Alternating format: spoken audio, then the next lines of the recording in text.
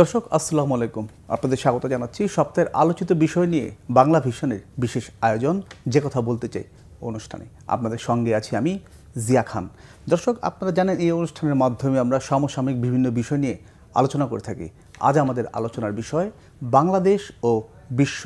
আর এই বিষয়টি নিয়ে আলোচনার জন্য আমার সঙ্গে স্টুডিওতে উপস্থিত রয়েছেন দুজন অতিথি। তারা হলেন নীলোফার চৌধুরী মণি, সাবেক এমপি ও সহসম্পাদক বিএনপি, এবং শরীফুজ্জামান শরীফ, সাবেক সভাপতি বাংলাদেশ ছাত্র ইউনিয়ন। আপনাদের দুজনকে স্বাগত জানাচ্ছি। দর্শক, বাংলাদেশি পণ্যের শুল্ক আরোপের বিষয়টি 3 মাসের স্থগিতের অনুরোধ করে মার্কিন প্রেসিডেন্ট ডোনাল্ড ট্রাম্পকে চিঠি দিয়েছেন অন্তর্বর্তী সরকারের প্রধান উপদেষ্টা ডক্টর মোহাম্মদ ইউনূস। এই বিষয়টা নিয়ে আমরা আজকে আলোচনা করব। এছাড়া আগামী ডিসেম্বরে জাতীয় সংসদ নির্বাচনের লক্ষ্যে প্রস্তুতি নিচ্ছে নির্বাচন কমিশন। এই বিষয়টির পাশাপাশি সমসাময়িক আর বেশ কিছু বিষয় নিয়ে আমরা আলোচনা করব। তবে আলোচনার যাবার আগে আমরা ফিলিস্তিনি ইসরায়েলের আগ্রাসন নিয়ে আলোচনাটি শুরু করব। গতকাল বাংলাদেশে গাজার প্রতি সংহতি জানিয়ে বিক্ষোভ হয়েছে। ক্লাস পরীক্ষা হয়নি, স্কুল কলেজ বিশ্ববিদ্যালয়ের শিক্ষার্থীরা বিক্ষোভ করেন, পেশাজীবীরাও এই বিক্ষোভে যোগ দেন।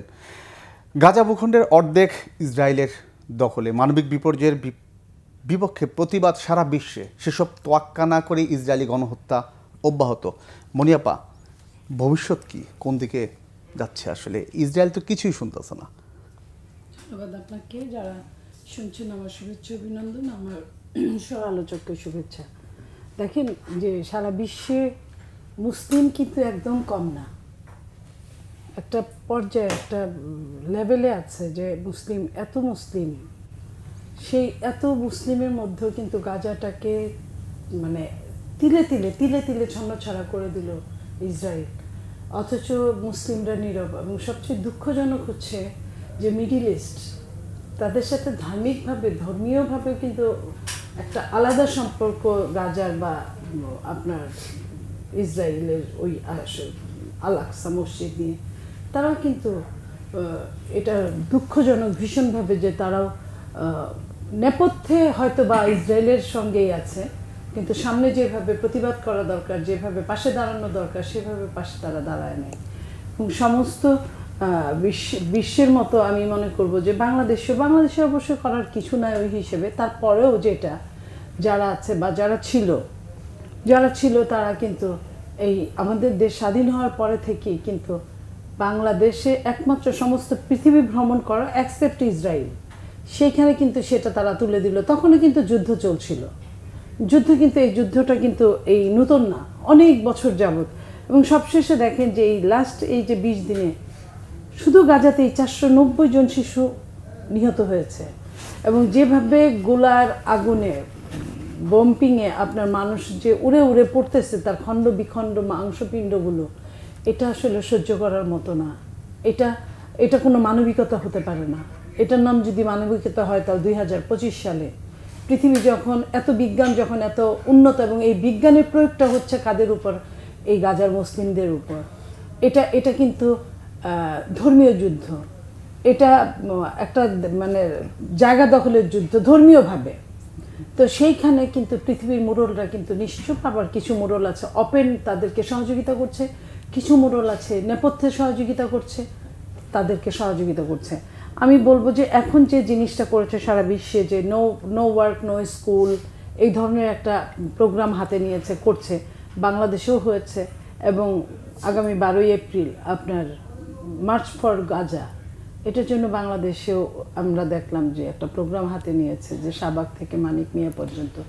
শুধু এটা করলেই হবে? আমি বলবো যে এটা করলেই শুধু হবে না, সারা বিশ্বে যাতে আপনার আলোড়ন সৃষ্টি হয়, যাতে ওই বিশ্ব মোড়লদের সাথে কথা বলা দরকার। আলোড়ন প্রতিবাদে কাজ হবে?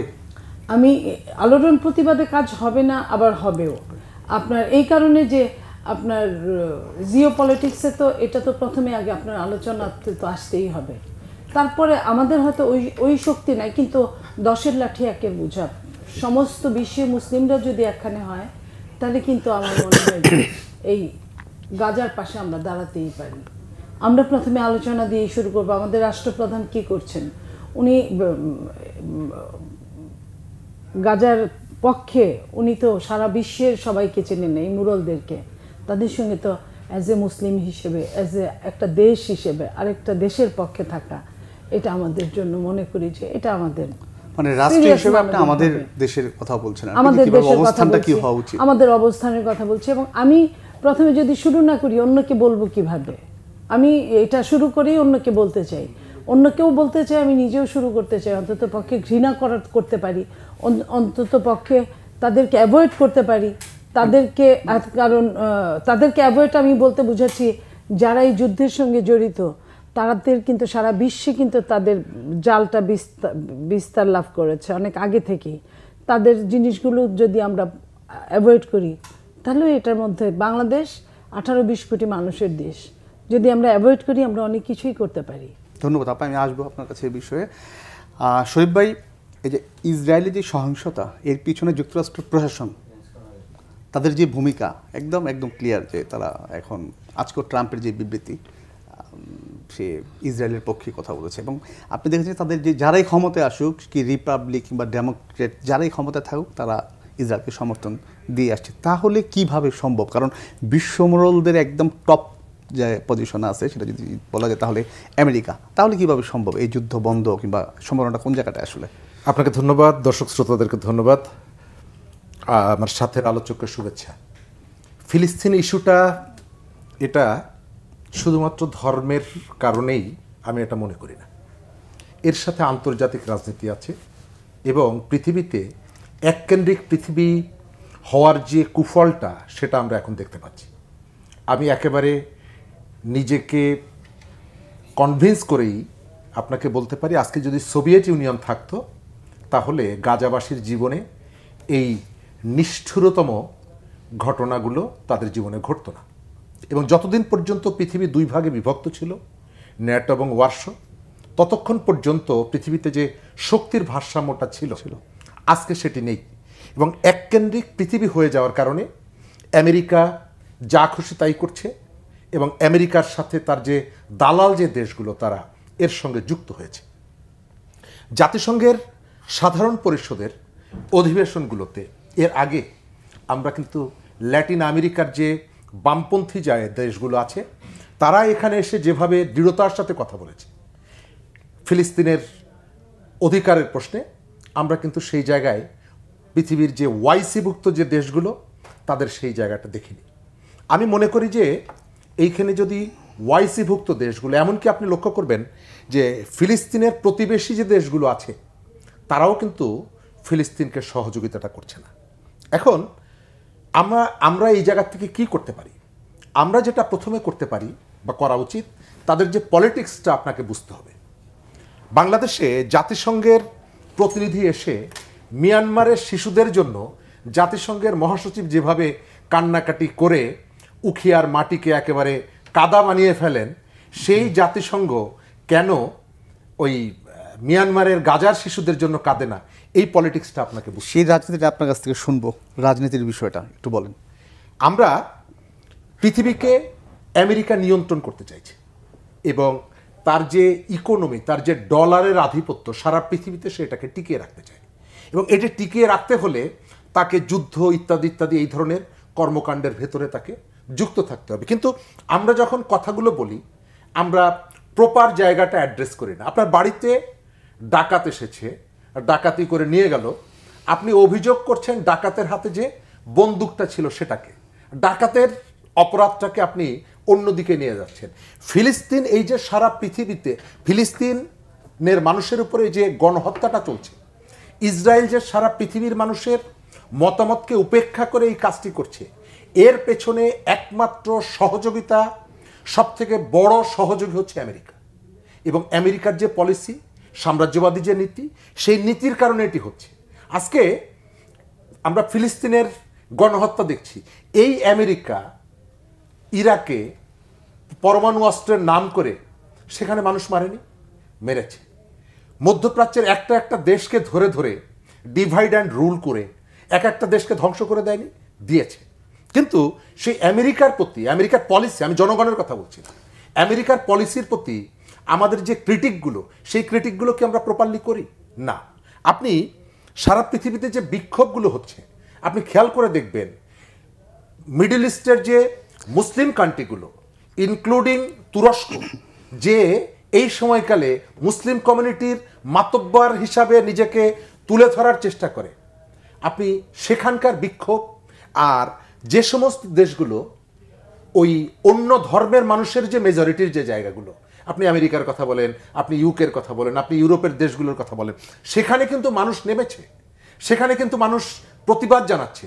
এই যে ভারতে, সেখানে গত 3 দিন আগে ভারতের মার্ক্সবাদী কমিউনিস্ট পার্টির তাদের কংগ্রেস হচ্ছিল, অ্যানুয়াল কনফারেন্স হচ্ছিল তামিলনাড়ুতে।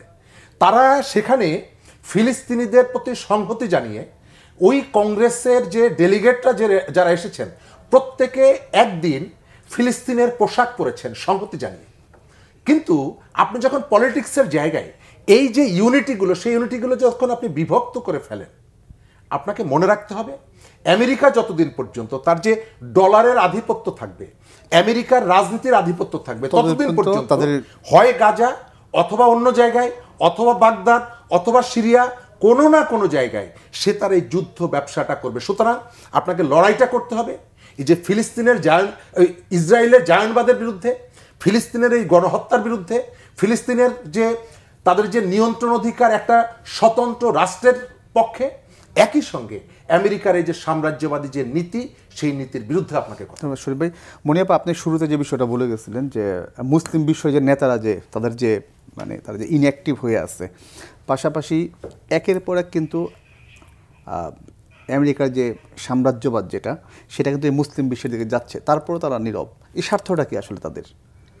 দেখেন, এই স্বার্থটা আসলে তাদের যে মেন স্বার্থ, সত্যি কথা, তাদের অস্ত্র বিক্রির একটা মেন স্বার্থ। যেখানে যুদ্ধ হয় সেখানেই অস্ত্র লাগে। সেটা তো আমেরিকা, মুসলিম দেশগুলোর এখানে, মুসলিম দেশগুলোর যেটা, মুসলিমদের একটা জিনিস কি জানেন, মুসলিমদের ইমানের জোরটা কমে গেছে। মুসলিমরা একটা মুসলিম আরেকটা মুসলিমকে যেভাবে রাসূলুল্লাহ সাল্লাল্লাহু আলাইহি সাল্লাম যেভাবে উনি থাকতে আপনার মনে পড়ে যে 3000 লোক নিয়ে উনি 3 লক্ষ লোকের সঙ্গে ফাইট দিয়ে যুদ্ধে জিতেছেন। এটা কিন্তু ইমানটা ঠিক ছিল দেখেই তো তারা কিন্তু এইটুকু পেরেছিলেন।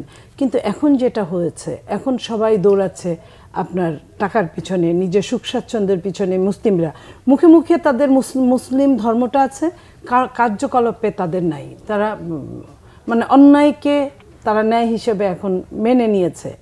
আমি ম্যাক্সিমাম নিয়ে কথা বলছি, যে কারণে তাদের মধ্যে যে মিউচুয়াল থাকার কথা, যে একতাবদ্ধতা থাকার কথা, সেটা এখন নাই। সবাই তাদের নিজের স্বার্থ দেখে।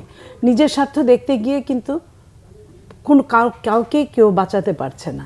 মুসলিম বিশ্ব আপনি দেখেন যে আমেরিকা যখন আপনার আফগানিস্তানকে অ্যাটাক করলো, সে শেল্টার নিল কোথায়? পাকিস্তানের শেল্টার নিয়ে সে কী করলো? সব কিছু আফগানিস্তানকে একদম পুরা শেষ করে দিয়ে পাকিস্তানটাকেও শেষ করে দিয়ে বের হয়ে গেল। তখন কিন্তু তার আগে কিন্তু পাকিস্তান খুব ভালো বন্ধু ছিল। ঠিক একইভাবে আপনার মনে করেন যে ইরাকে আমরা যা দেখেছি, ইরাকের অবস্থা এরকম দেখেছি আমরা বিশ্বের আরও, যেমন তারা সবাই সবার স্বার্থ নিয়ে আছে। এখন ইরান নিয়ে যে যা ঘটনাগুলো ঘটছে একই অবস্থা। আমি এই বিষয়ে একটু, আমাদের দেশে এর প্রতিবাদ হয়েছে, কালকে দেখছেন সারা দেশব্যাপী এই বিক্ষোভ হয়েছে, প্রতিবাদ হয়েছে। পাশাপাশি যে ঘটনাটার যেটা একদম আন্তর্জাতিক গণমাধ্যমে যে বিষয়টা চলে আসছে, সেটা হচ্ছে গিয়ে এই বিক্ষোভের পাশাপাশি একটি চক্র যারা লুটপাটে অংশ নিয়েছে। এবং আজকে আমি একটু বলি, এবং যেখানে হোমেড বেজার আজকে বলেছেন যে সেখানে প্রায় 46 জনের মতো লোককে তারা গ্রেফতার করেছে। আপনার কাছে আমার প্রশ্ন হচ্ছে, এই যে লুটপাটে যারা অংশ নিল, এরা কারা? শোনেন, এরা ওই যে কথাটা আমি ইমানের কথাটা বললাম, ওইটাই এখন এই যে আমি বলি যে আমি যদি তাদের জিনিসটাকে ঘৃণা করে থাকি, আমি অ্যাভয়েড করতে পারি। লুটপাট করে কি করেছে? তারা তো ফেলে দেয় নাই, তারা লুটপাট করে লুটের জিনিস ঘরে নিয়ে গেছে। এর পিছনে অবশ্যই ষড়যন্ত্রের উপর ষড়যন্ত্র আছে, এর পিছনে অন্য কিছু ছিল। কেউ মনে করে যে কারো বাড়ি পুরা আর কেউ পুরা বাড়িতে আলু পুরা খায়, বুঝছেন, এরকম একটা অবস্থা। কেউ আছে যে দেশটাকে যতটা অশুদ্ধ করা যাবে ততটা তাদের জন্য মঙ্গল। আবার কেউ আছে যে এটার মধ্যে আমার নিজের ফায়দা কতটুকু হতে পারে, কিছু লোকই আছে এরকম। তো এই যে জিনিসগুলো যেটা করলো, সরকারের কেন আজকে অ্যারেস্ট করতে হলো? কালকে যখন দেশব্যাপী যখন এইটা বিক্ষোভ হলো, প্রতিবাদ হলো, তখনই তো সরকারের অ্যালার্ট থাকার দরকার ছিল। এই ঘটনা তো এই প্রথম না। এটা সরকারের উচিত ছিল ওই প্রতিষ্ঠানগুলোকে শেল্টার দেওয়া। এই কারণে প্রতিষ্ঠান বন্ধ, কেএফসি টেএফসি কিন্তু আগে বন্ধ করে দিয়েছে, কেএফসি কিন্তু চলে নাই গত কয়েকদিন যাবতীয়, কেএফসি পিৎজা এগুলো কিন্তু বন্ধ, বাট বাটা বন্ধ করে নাই। বাটার ওইখান থেকে যেভাবে আমি জুতাগুলোকে নিতে দেখলাম এক একজনকে, এটা মানে ঘৃণা করার ভাষাও আমার নাই, হারিয়ে ফেলেছি। এরা তো মুসলিম, এরা তো গাজার পক্ষে কথা বলার জন্য গেছে, তো আপনার ওই জিনিসগুলো ডাকাতি করলে কি আপনার ঘৃণা প্রদর্শন হলো না? তুমি তো জিনিসগুলোকে ঘরে নিয়ে গেল, ওটা কি ইসরায়েলের জিনিস হলো না? তো এই কাজগুলো আমরা আসলে আমাদের ইথিক্সটাকেই শিখাইতে পারিনি এই জাতিটাকে। এই জাতির আপনি দেখেন, মূর্খ লোক সারাদিন কাজ করে যে কটা টাকা পায় সে দিয়ে সে তার সংসার নির্বাহ করে, কিন্তু একটা শিক্ষিত লোক 10টা মূর্খকে পাশায় বাড়ি দিয়ে সে টাকাগুলো নিয়ে সে ধন দৌলত করে, নিজে ঘর ভর্তি করে, পাশাপাশি বিদেশে পাচার করে। তো এই যে মূর্খ লোকের চেয়ে যে দেশে শিক্ষিত লোক বেশি খারাপ, সে দেশে এমন ঘটনা ঘটবে, এটাই স্বাভাবিক। ওইখানে কয়টা রিক্সাওয়ালা আপনার দিনমজুর বা ভ্যান চালক এরা আপনার ওই ডাকাতিতে ছিল, লুটে ছিল না? ছিল, কিন্তু যারা মিছিল করেছে তারাই ছিল। তো তাদের মধ্যে কি শিক্ষাটা এটা ছিল না?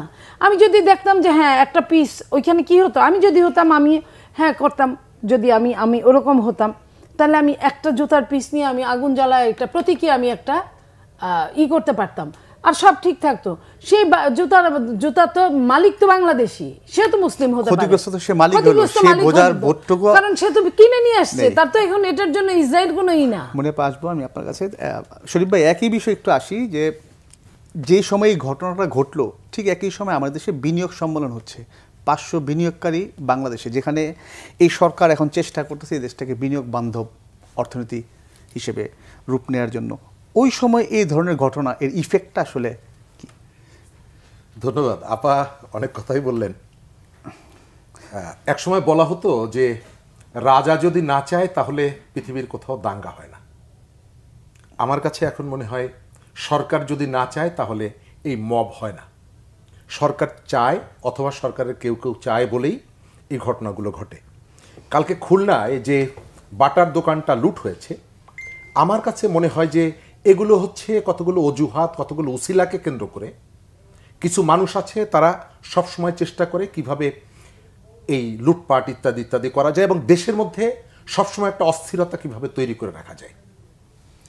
কিন্তু এটিকে বন্ধ করার জন্য সরকারের যে কৌশলটা থাকা দরকার, সরকার সেই কাজটি করতে পারে না। আমাদের স্বরাষ্ট্র উপদেষ্টা এখন ঘোষণা দিচ্ছেন 48 জন 49 জন ধরেছি, তো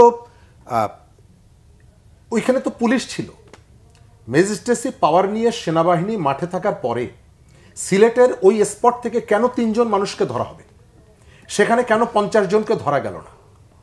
এবং একটা পরিবারে অনেক সদস্য থাকে, সব থেকে সিনিয়র সদস্যকে কতগুলো রেসপন্সিবল দায়িত্বটা পালন করতে হয়।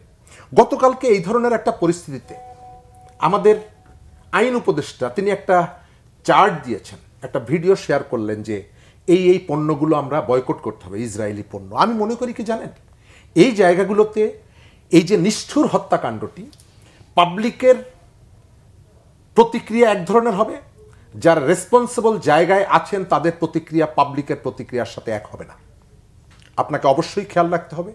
আপনি গত কিছুদিন আগে যে ইন্টারন্যাশনাল যে ফোন কোম্পানিটিকে, স্টারলিংককে আপনি এখানে কাজ করার সুযোগ দিলেন, এই স্টারলিংক সম্পর্কে অনেক অভিযোগ আছে যে ফিলিস্তিনের হত্যাকাণ্ডের সাথে যে উইপেন্সগুলো ব্যবহার করছে ইসরায়েল, তাকে টেকনোলজিক্যাল সাপোর্টটা দিচ্ছে এই হচ্ছে স্টারলিংক। সেই স্টারলিংককে বাংলাদেশে কাজ করার জন্য আপনি অনুমোদন দিচ্ছেন যে ক্যাবিনেটে বসে, সেই ক্যাবিনেটের একজন সদস্য বলছেন এই পণ্যগুলোকে বয়কট করতে হবে। আমি তো মনে করি মানুষের এই যে অনুভূতিটা, এই মুহূর্তে আপনি এটা প্রকাশ না করলেও পারতেন, এটা আপনার উচিত হয়নি।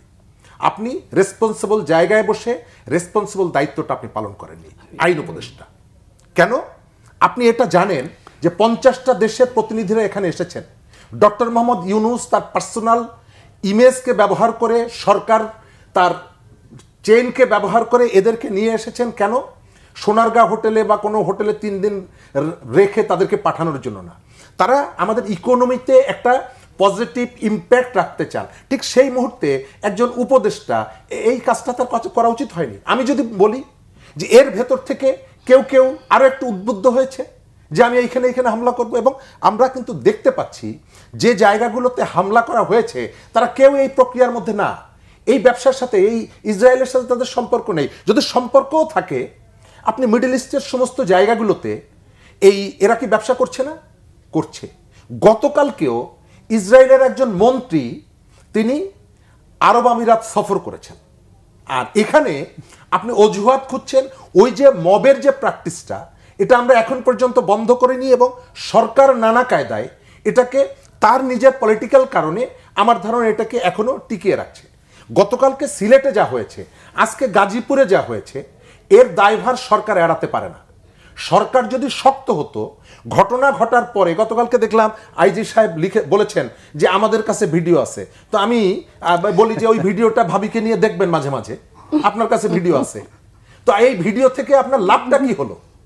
আপনি এই যে কথাগুলো বলছেন এবং এই জায়গাগুলোতে হয় কি, মানে আমাদের কতগুলো যন্ত্রণা হয়। আরে ভাই, আমরা এই ধরনের একটা পরিস্থিতির পরে 8 মাস আগে এতগুলো মানুষ মৃত্যুর পরে আমাদের এখানে কি কোনো পরিবর্তন হবে না? আপনি দেখছেন গতকালকে একজন আইনজীবী ব্যারিস্টার তুরিন আফরোজকে গ্রেপ্তার করা হয়েছে, তার বিরুদ্ধে অনেক অভিযোগ থাকতে পারে। আজকে উনি রিমান্ডে। আজকে মিডিয়াতে দেখবেন ওনার মোবাইলে কি কি পাওয়া গেছে, ওনার ল্যাপটপে কি কি পাওয়া গেছে। মনিয়াপা আইনের ছাত্র, আইনজীবী, আমি জানি। আচ্ছা, পুলিশ কাস্টডিতে থাকা অবস্থায় একজন অভিযুক্তর তার ব্যক্তিগত তথ্যকে মিডিয়ায় পুলিশ জানাতে পারে? কিন্তু আমার এখানে হচ্ছে। অর্থাৎ আপনি যে একটা খারাপ রাজনীতির বিপরীতে যে ভালো রাজনীতিটা প্র্যাকটিসটা করা উচিত ছিল, মানে আমাদের যে সংস্কৃতি, যে রাজনীতিক যে ধারা, সেই জায়গাটা আমরা বেরোতে পারিনি। ধন্যবাদ শরীফ ভাই। সংস্কৃতির মধ্যে আমি আছি। শরীফ ভাই, মনিয়াপা মনে কিছু বলবে এই বিষয়ে? আমি একটা জিনিস বলতে চাচ্ছিলাম শরীফ ভাই বলার সঙ্গে সঙ্গে, সেটা হলো ধরেন Johnson and Johnson, mother care, তারপর কোকাকোলা, বাটা, এগুলা আপনি বন্ধ করলেন, খেলাম। আমি তাদের পক্ষে গেলে আমার কিছু করার নাই, কার পক্ষে গেল? ফেসবুক চালানো জাকারবার্গের, আপনি বলেন তো দেখি, ওই যারা দখল করলো জুতাগুলা, তারা ফেসবুক বন্ধ করতে পারবে কিনা? এদের কিন্তু প্রত্যেকটা কোম্পানির ওইখানে লিখাই থাকে, ওদের কোম্পানির ডিটে, যে এখান থেকে 1 টাকা বা 2 টাকা পৃথিবীর যত যুদ্ধ তারা করবে, যেখানে এই যুদ্ধের সরঞ্জাম কেনার জন্য এবং খরচের জন্য যাবে। তার মানে আপনি একটা কোক খাইলে আপনি কোকের থেকে 1 টাকা যাচ্ছে তাদের ওইকে, তার মানে আমার সন্তান মারা যাচ্ছে, আমি আবার টাকা দিচ্ছি, তাই না? তো সব ঠিক আছে, বাঙালিরা, মুসলিমরা, পৃথিবীর বাঙালি না মুসলিমরা, তারা তো আগে তো হয়তো কি জানি ইবনে সিনা, তারপরে যত নাম করা, তারা কিন্তু এক সময় পৃথিবী চালাতো, আপনার শিক্ষা, স্বাস্থ্য সব কিছুতে। আপনার ইরাকের যদি আমি, বাগদাদের যদি এত উন্নয়নটা দেখি, এত যদি লেখাপড়ার কালচারটা দেখি তখনকার, এখন আপনি কয়টা পাবেন মুসলিমদের যে এরা এতটুকু লেখাপড়া করছে, এত বৈজ্ঞানিক হয়েছে, এত কিছু হয়েছে? কিছুই না, তারা গড্ডালিকে প্রবাহে গা ভাসানো। আপনি বলেন যে তারা যদি এই ইসরায়েল যদি বলে যে আচ্ছা ঠিক আছে, তুমি আমার জুতা নিলা না, কিছু নিলা না, তুমি ফেসবুক বন্ধ করে থাকো, রাজনীতি রয়েছে, এই যে তারা উঠছে, এর পিছনে অপরাজনীতি রয়েছে, রাজনীতি না। এখন এই অপরাজনীতি আপনি কিভাবে বন্ধ করবেন? অপরাজনীতি বন্ধ করতে কিন্তু অপরাজনীতি লাগে, মাইনাসে প্লাস হয়, নইলে হয় না। তো আপনি সব কিছু বাদ দিলাম, ফেসবুক কিভাবে বন্ধ করবেন? ওই জাকারবার্গ কি তো টাকা পাবে? এর বাইরে তো কেউ টাকা পাবে না। আপনি যে সে সোল এজেন্ট, সে এটার সৃষ্টিকর্তা, সেই জায়গায় সো তার টাকা তাকে দিতেই হবে। তাহলে আপনি পৃথিবী সম্পর্কিত জানতে পারবেন না। আপনি যে ওই যে বোমায় যে উঠতে থাকলো মানুষগুলা, পাখির মতো যে উড়ে উড়ে পড়লো, সেটাও তো আপনি দেখতে পারবেন না। তো বাংলাদেশে একজন নোবেল বিজয়ী রাষ্ট্র চালান। আপনি সবই ঠিক বলছেন শরীফ ভাইকে, 50টা দেশের প্রতিনিধি ছিল কালকে, এটা খারাপ হয়েছে, আমরা নিজের পায়ে নিজের কুড়াল মেরেছি। কিন্তু একজন যে নোবেল পুরস্কার প্রাপ্ত, উনি বললে কিন্তু অনেক কিছু হয়, কারণ ওনার সারা পৃথিবীতে অতটুকু গ্রহণযোগ্যতা হয়েছে, এটা আমাদের জন্য গর্বের। তো উনি কয়টা দেশে এই নিয়ে কথা বলেছেন? উনিও তো একজন নামে মুসলিম। এটা তো সত্যি এটা ভীষণ পীড়াদায়ক, দুঃখজনক। যেহেতু প্রধান উপদেষ্টার কথা আসছে, ফাঁকে আপনাকে আমি যে প্রশ্নটা করতে চাই সেটা হচ্ছে গিয়ে, তিনি মার্কিন যুক্তরাষ্ট্রের যে প্রেসিডেন্ট ডোনাল্ড ট্রাম্পকে একটা চিঠি দিয়েছেন যে শুল্ক আরোপ করা হয়েছে তার 3 মাস স্থগিতের। তো তার চিঠি উনি দিয়েছেন, আমরা যতদূর জানি যে তার যে প্রভাব, আপনি যে বিষয়টা বলছেন, বেশ কিছু তার শুভাকাঙ্ক্ষী আছে যারা খুব কাছের মার্কিন প্রশাসনের। আমরা আসলে কি আশা করতে পারি কিংবা কি দেখতে পারি সামনে এই চিঠি? আমি এই চিঠিতে প্রথমেই আমি বলতে চাই, এই চিঠিটা আমাদের জন্য অনেক ক্ষতি বয়ে নিয়ে আসবে। হ্যাঁ, আমরা কতটুকু রপ্তানি করি? আমাদের রপ্তানিতে তাদের এত সুযোগ নেওয়ারও তো দরকার ছিল না। আমরা আমদানি করি কতটুকু? আমাদের আমদানিতে, কিন্তু রপ্তানি তো আমরা বেশি করছি গার্মেন্টসের মেটেরিয়ালসগুলা। তো এই রপ্তানিতে তারা এতদিন ছাড় দিয়েছে, ভালো কথা। তো এখন যে 37%, আমি হলে কি বলতাম? আগে বলতাম যে আমরা গরিব দেশ এবং আমাদের ওখান থেকে তারা যতটুকু নেয় তাদের একদম কিঞ্চিত পরিমাণ নেয়, খুব বেশি নেয় না, এটাই আমাদের জন্য অনেক বেশি।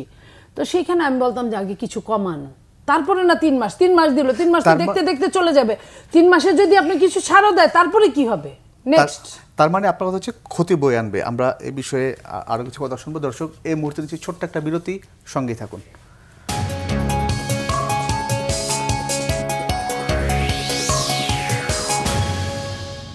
দর্শক, বিরতির পর আবারও স্বাগত। যে কথা বলতে চাই অনুষ্ঠানে, চিঠির জবাবে আপা যে বিষয়টা বলছিলেন, আমি বিরতি যাওয়ার আগে আপাকে সেই জায়গাটা থামিয়ে দিয়েছিলাম। আপা, না, আমি যেটা বলতে চাচ্ছি, দেখেন উনি তো ইন্টারন্যাশনাল মানুষ, আমাদের জন্য গর্ব বয়ে নিয়ে এসছেন উনি, আমরা গর্বিত।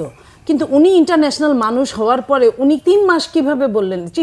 চিঠিটা কিন্তু আমার কাছে খুব কাঁচা মনে হয়েছে। আমি তো প্রথমে কি চাবো? আমি প্রথমে আমার সন্তানদের জন্যই তো চাওয়া।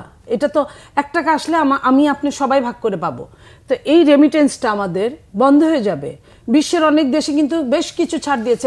ইন্ডিয়াও কিন্তু আমাদের চেয়ে কম ট্যাক্স তারা ধরেছে, 24%। কোথায় 24, কোথায় 37? আমার জন্য কিন্তু মরণ কামড়।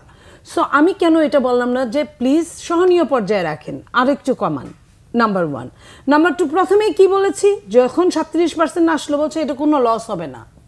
তো যদি লসই না হয়, সরকার কিন্তু ডাবল স্ট্যান্ডার্ড রুল প্লে করছে। যদি লসই না হয় তাহলে আবার কেন এই চিঠিটা আসলো যে 3 মাস? যদি মাসই হয় তাহলে 3 মাস কেন? ওয়াই? 3 মাসের পরে কি হবে? আমরা কি আলাদিনের চেরাগ পাবো যে চেরাগে ঘষা দিলেই আমাদের বাকিটুক সব কমপ্লিট হয়ে যাবে? আমাদের তো সামনে আরো সমস্যা হবে, কারণ গার্মেন্টস তো এমনিতেই শেখ হাসিনার সময় ধ্বংস হয়ে গেছে। যেইটুকু টিকে আছে ডিমে চলছে, সেইটুকু যখন বন্ধ হয়ে যাবে, আমাদের এই মানুষগুলো কি করবে?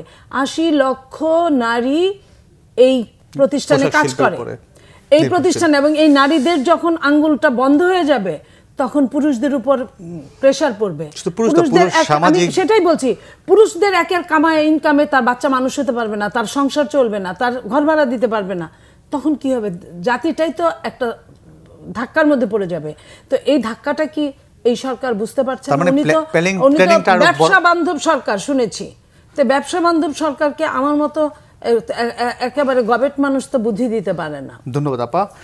শরীফ ভাই, বনিয়াপা অনেকগুলো বিষয় বলছেন। এক কথা যদি বলা যায় যে এই চিঠির যে বিষয়টা উনি ব্যাখ্যা করলেন যে আরও কিছু বিষয় প্ল্যানিং করে তারপরে আগানো দরকার ছিল, এবং এই চিঠিটা আমাদের খুব একটা সুফল বয়ে আনবে না।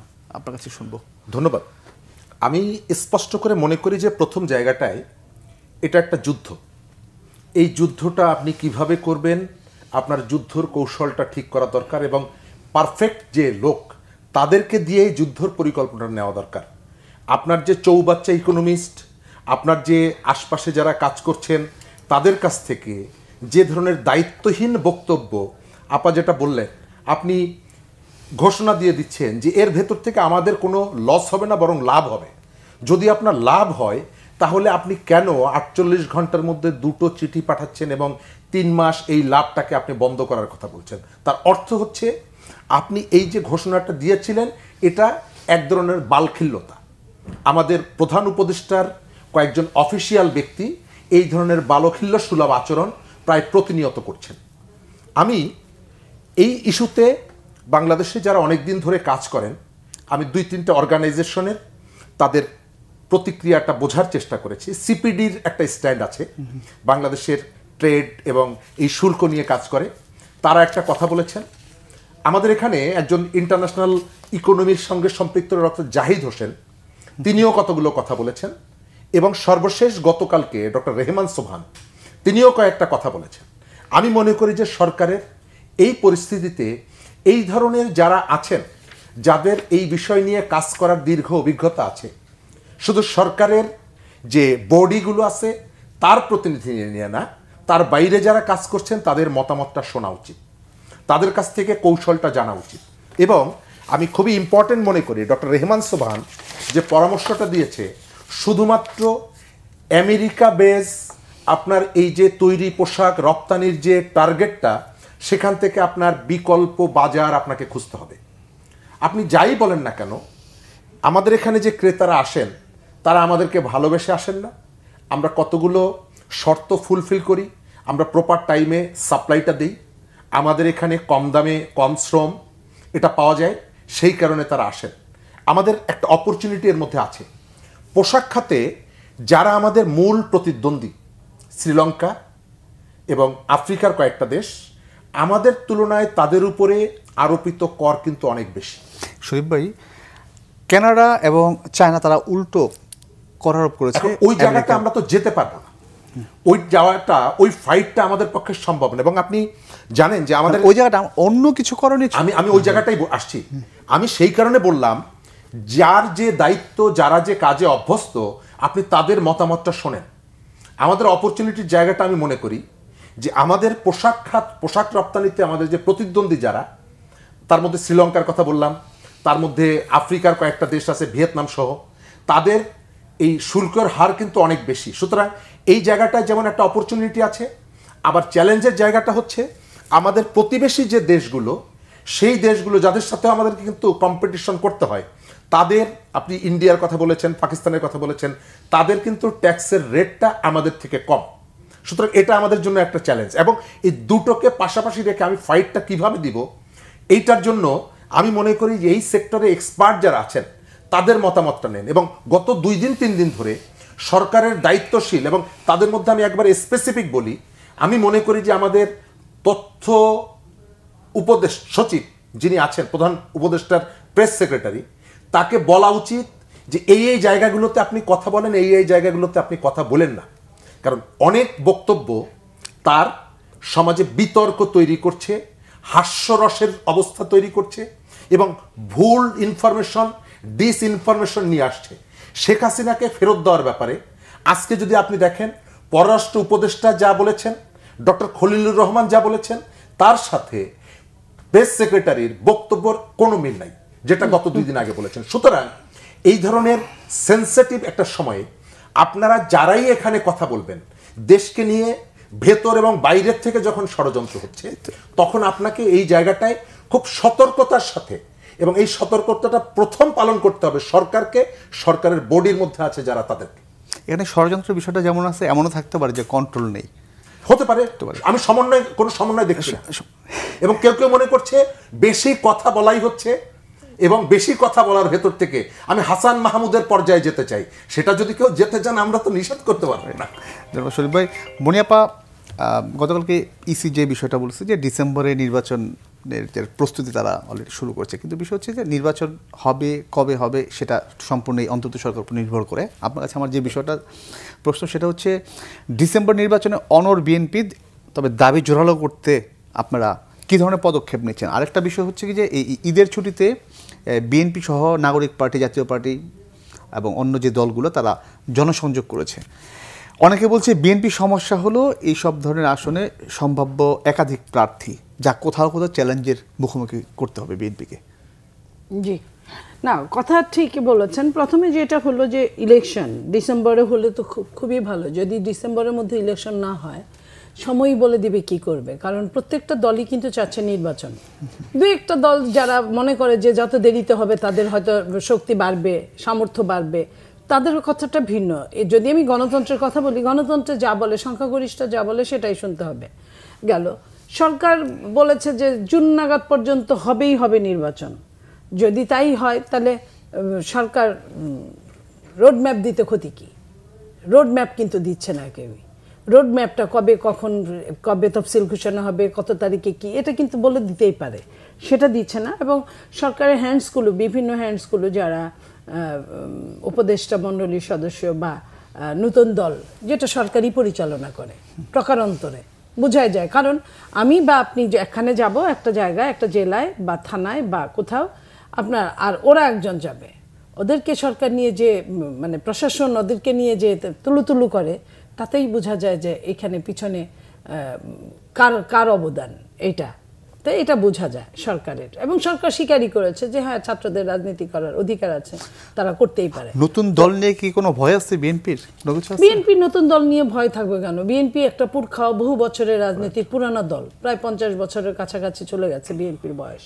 সেইখানে বিএনপি একটা ছোট্ট একটা দল, তারপরেও যারা মানে সত্যিকার অর্থে সাবালক বলতে যা বোঝায় সেটাই হয় নাই, তারা ফুল দল করে। যখন যাদের ছাত্র দল করার কথা, ছাত্র রাজনীতি করার কথা, তখন তারা মূল দল করছে, তা তাদের তো ভয় পাওয়ার কথা না।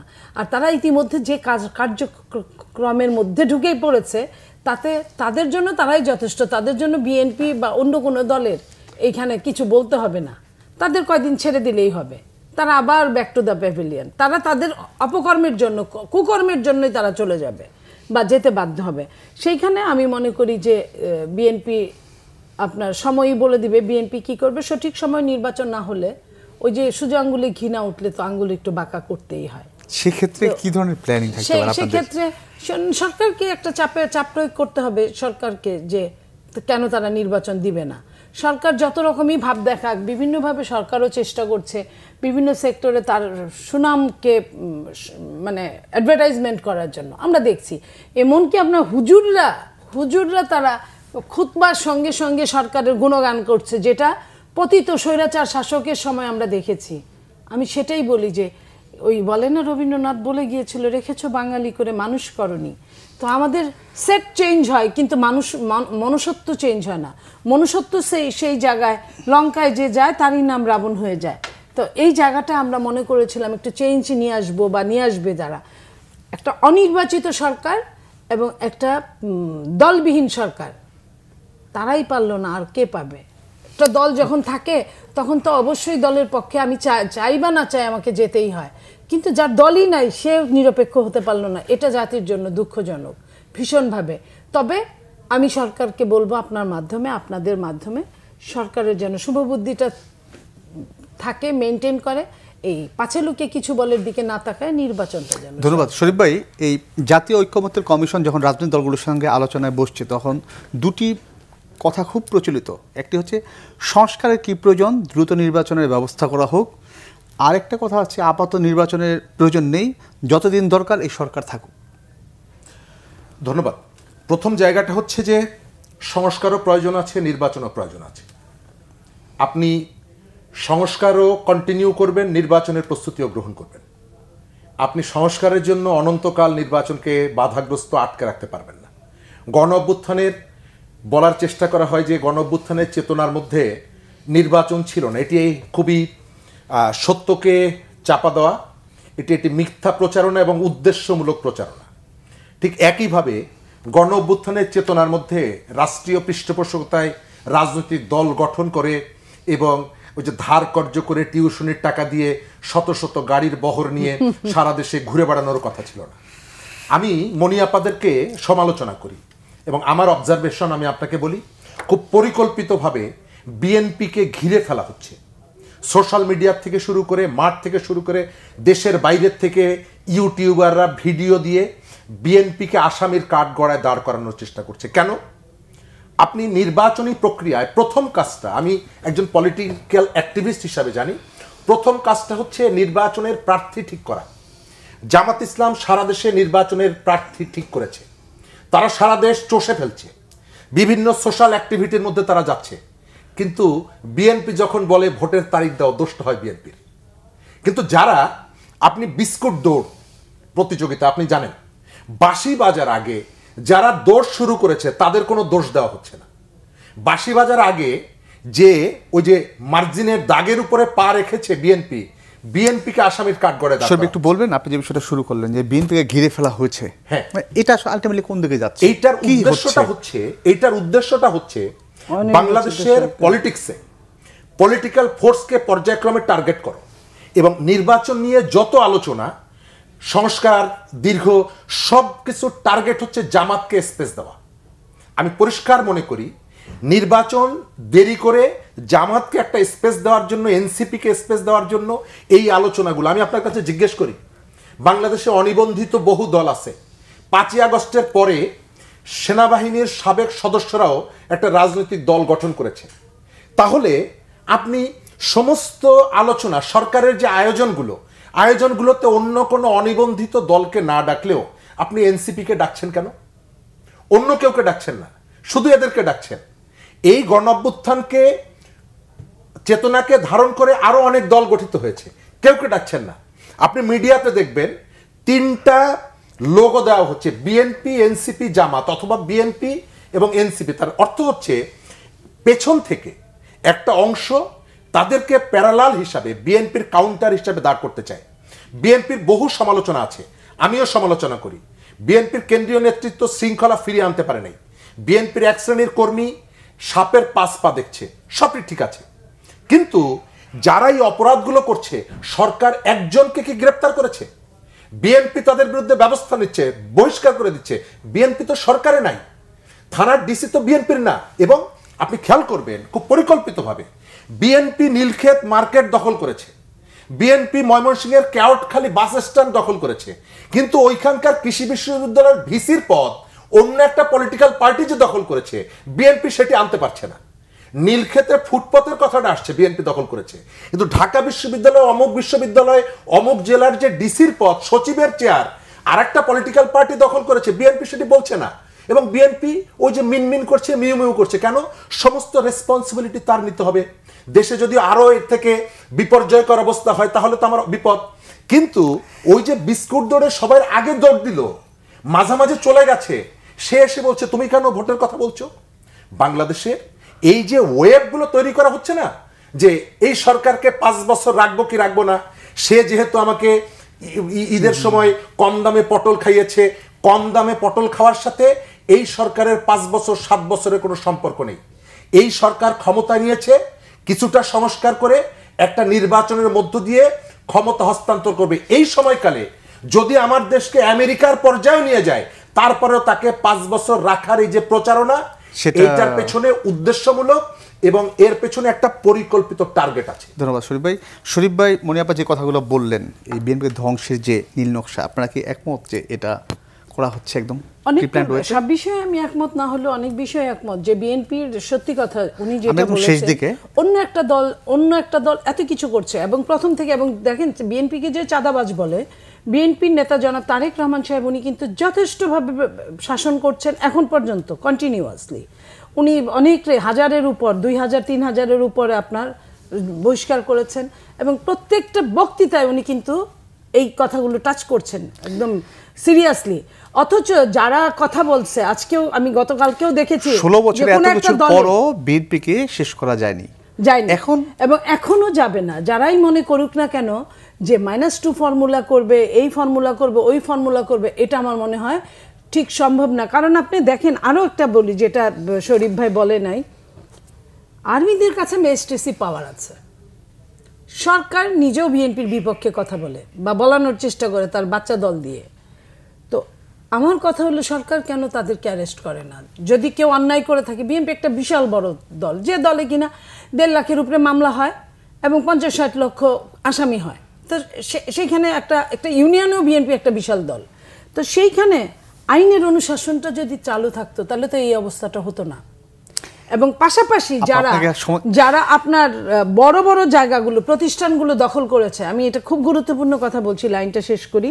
সেটা হলো যে আপনার সচিবালয়ে যত অফিসার আছে, তার সিংহভাগ অফিসারকে যেভাবে বাস্ট করে যেভাবে নিয়ে যাচ্ছে, বিভিন্ন বিশ্ববিদ্যালয়, মানে যে জায়গাগুলো থেকে একটা দেশকে ডেস্ট্রয় করা যায়, ধ্বংস করার জায়গায় নিয়ে যায়, প্রত্যেকটা জায়গাগুলো কিন্তু একদম দখলকৃত হয়ে গেছে। ব্যাংক, আপনার হাসপাতাল, আপনার বড় বড় বাসের যে লাইনগুলো, এগুলো সবগুলো যারা এই কাজগুলো করছে, তাদের নিয়ে তো কোনো কথা হচ্ছে না। একদম শেষ দিকে আমি শরীফ ভাইকে দিয়ে শেষ করব। আমার হাতে একদম সময়, এত কিছুর পরও কতটা আশাবাদী যে সময় মতো ইলেকশন হবে?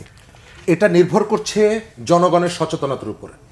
জনগণ তার ভোটাধিকার ফেরত চায়, জনগণ মনে করে, এবং একটা নির্দিষ্ট সংখ্যক মানুষের বাইরে দেশের মানুষ নির্বাচিত জনপ্রতিনিধিদের মাধ্যমে শাসিত হতে চায়। আপনার কম দামে পটল খাবেন বলে আপনি অনন্তকাল একটা দেশকে অনির্বাচিত সরকারের হাতে রাখতে পারেন না, এবং 15 থেকে 20 বছর একটা দেশ ভোটাধিকার থেকে বঞ্চিত থাকতে পারে না। এই যে অনলাইন এবং অফলাইনে যে পরিকল্পিত প্রচারণা ভোটের বিরুদ্ধে, সংস্কার এবং ভোটকে মুখোমুখি দাঁড় করিয়ে দেওয়ার যে চেষ্টা, তার বিরুদ্ধে অবশ্যই মানুষ মনে করবে নির্বাচিত জনপ্রতিনিধির হাতে ক্ষমতা হস্তান্তরের জন্য ভোট, এবং তারা যদি ভুল করে অবশ্যই ছুঁড়ে ফেলার সেই অধিকারটিও যেহেতু আমাদের কেয়ারটেকারের মধ্য দিয়ে ফেরত এসেছে, সেই কারণে আমি মনে করি যে রাজনৈতিক দলগুলোকেও এই সময়কালে খুব হিসাব করে এই বিষয়গুলোকে খেয়াল রাখতে হবে, যাতে মানুষের ভোটাধিকার আরও প্রলম্বিত না হয়। ধন্যবাদ আপনার দুজনকে বাংলা ভিশনে আসার জন্য। দর্শক, যে কথা বলতে চাই আজ এ পর্যন্ত, আবার দেখা হবে আগামীকাল একই সময়ে। সবাই ভালো থাকুন, সুস্থ থাকুন।